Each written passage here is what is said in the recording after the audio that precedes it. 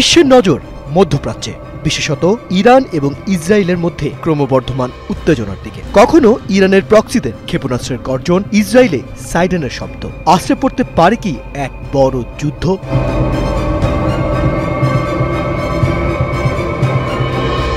বড় আকারের এক যুদ্ধের হুমকি।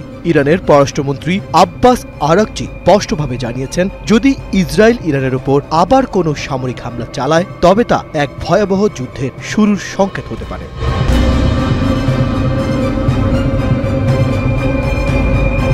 ইসরায়েলকে সামরিক হামলার হুমকি দিয়েছে ইরান। ইরানের পররাষ্ট্রমন্ত্রী হুঁশিয়ারি উচ্চারণ করে বলেছেন, ইসরায়েল বড় আকারের যুদ্ধ শুরু করার ঝুঁকি নিয়েছে। তিনি আশা করেন ইসরায়েল এ ধরনের বেপরোয়া কর্মকাণ্ড থেকে বিরত থাকবে।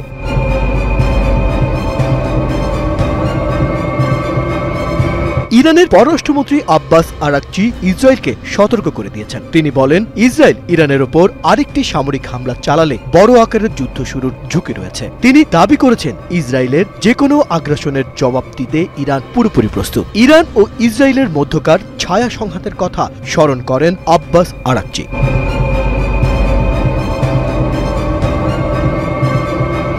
আব্বাস আরাকচি জানিয়েছেন, গত বছরের কিছু ঘটনায় দুই দেশের মধ্যে ছায়া সংঘাত সরাসরি সামরিক সংঘর্ষে রূপ নেয়। ইসরায়েলি বিমান হামলা, পরবর্তীতে ইরানের পাল্টা ক্ষেপণাস্ত্র হামলা, এই চক্র যেন থামছেই না।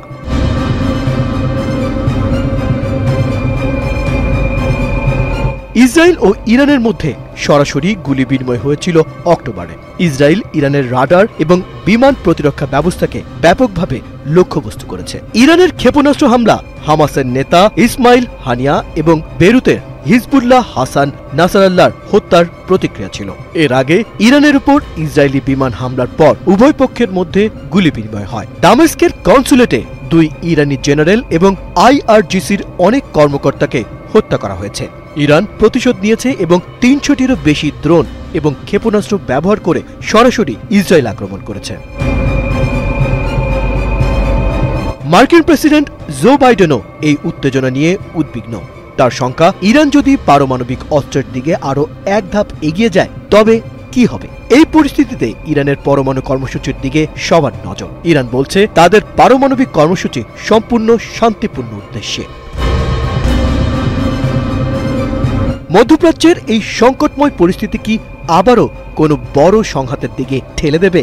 ইরান শক্তি প্রদর্শন করেছে, কিন্তু প্রশ্ন রয়ে গেছে, ইরান কি ঠেকাতে পারবে তাদের?